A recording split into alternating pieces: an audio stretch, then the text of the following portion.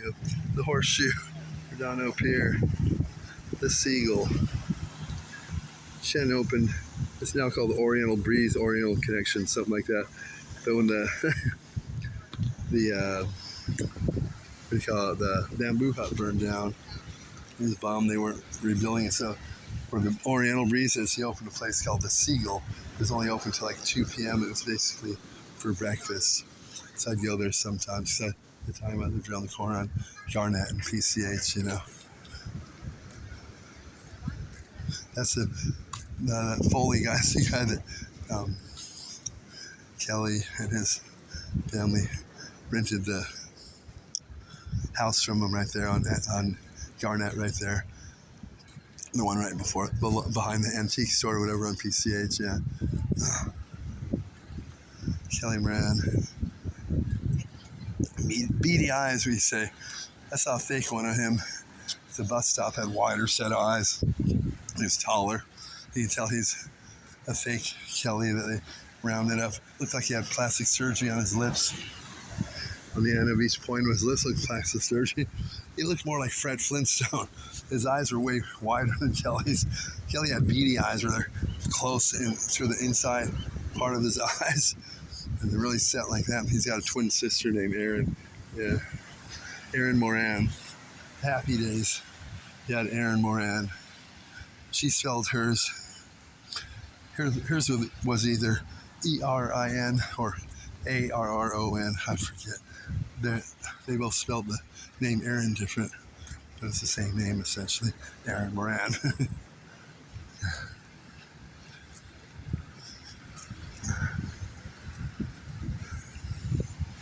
So, a nice day out today. Let's at is that trimaran or just a catamaran? We had my brother Jim got Cindy, what was it? I forget the last name. The girl I used to go to school with, her family lived on a trimaran down in Texas, living on a boat.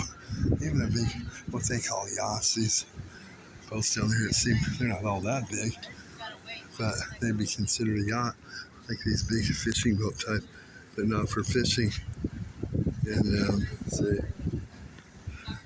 they're not all that, you don't have that much room, but when you anchor yourself, you live in it, you still get sea legs. It's not all that stable. You're not getting tossed around, but it's kind of weird. You can't wait to get on real land like solid concrete, you know?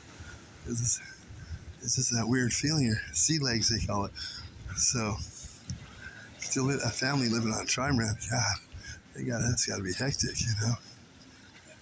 I guess it's a budget thing, you know, you can save money, but they got the live-in docks, you know, over there at Portofino and King Harbor. Live-in, then regular docks. Yeah, so. Yeah, we're splitting. I can't wait to get the hell out of here. Yeah. Yo, no, good.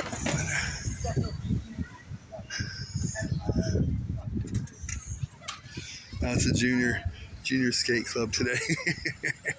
They all got like little razors. That's cool.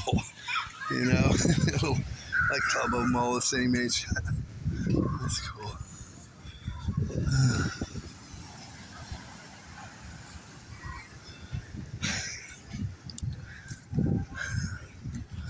Yeah, the Pier International Boardwalk.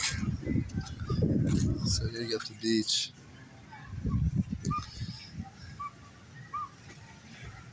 Kincaid's. They don't show all the shops or anything. They got listed here. El Cinco de Mayo, El Torito, Jade Snow, Kincaid's Mini Chinese. New starboard attitude. Yeah, the old one was a little shady. The new one's a touch better. Pacific Fish Center, Pure Bakery, Churros, Pure Express, Pure Seafood, Portside Cafe, which would mean the left side cafe. The starboard attitude here would be the right attitude. Starboard means right, port means left. So you can say the starboard attitude, port. The right attitude, left. Growing up with boats and sailboats in the harbor, I know these things, you know. So, you know, the starboard attitude. means the right attitude. But if you said starboard attitude port, the right attitude left, which seems to be more real at that place, you know. Yeah. Then you go down to the boardwalk down there, and you get nauseas and all that. I guess you get a little nauseous, you know. And cheap stickers all over the window. It's a lower end crowd, you know. Some guys look like they're melted down at those tables for years, drinking beer. Same people every time. It's like, jeez, you don't want to become one of them, you know. Get out and explore. When life comes down to the same table, same beer every day, year after year.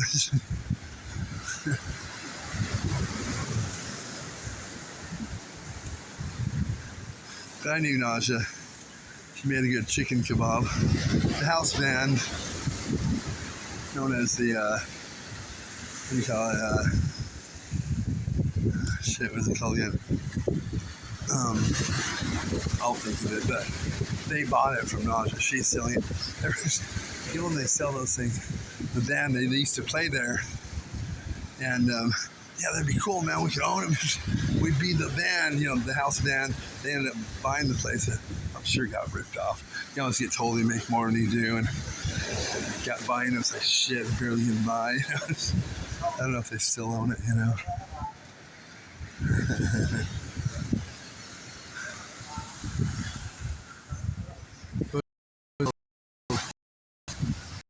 Yeah, a fish or something. Well, it comes to me every now and then. I don't know. See the stairs here. They got it blocked off. It's not really enforced, but who wants to go in? What do? You wash up in shore against these rocks. I mean, you know, it used to be a beach when I was younger. You actually lay out a whole beach there. The tide's worked its way up, you know. Not too many people went there. It's a little dirtier, seedier of a beach than the rest because it seems to contain everything right here. People were more slobs, I think, back then. Stuff thrown off the pier. Well, there's more shops and everything. It's kind of dirty with water in there. You know what I mean? Then you go out to the outside over here, south of the pier. It's cleaner. You go to Hermosa, Manhattan, cleaner. You know, here it was always kind of dumpy, only because people throwing stuff, trash and stuff, landing in there in the water. You know.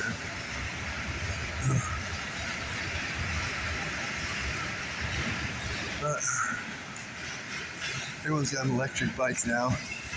They're getting fatter and fatter.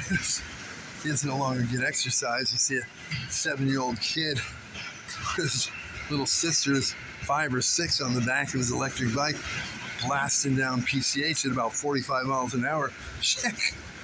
You know, I really don't believe in that because kids don't know how stupid cars are. When you ride motorcycles and you're older, you pretty much know you're going to be all right. You got to worry about the cars, you know.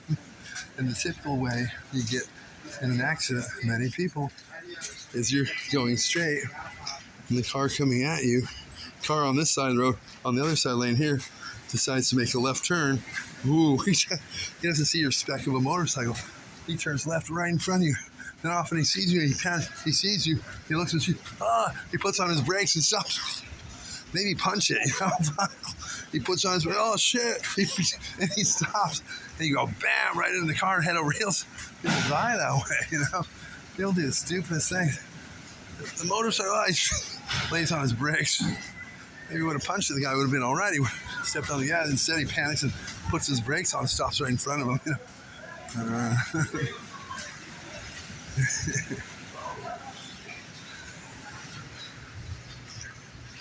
No baloney, Tony. That's the dude. So,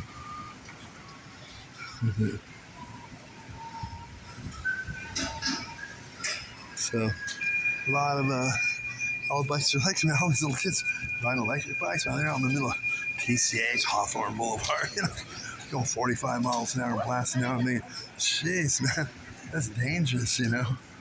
This guy's got his all black. They're called the villain, you know.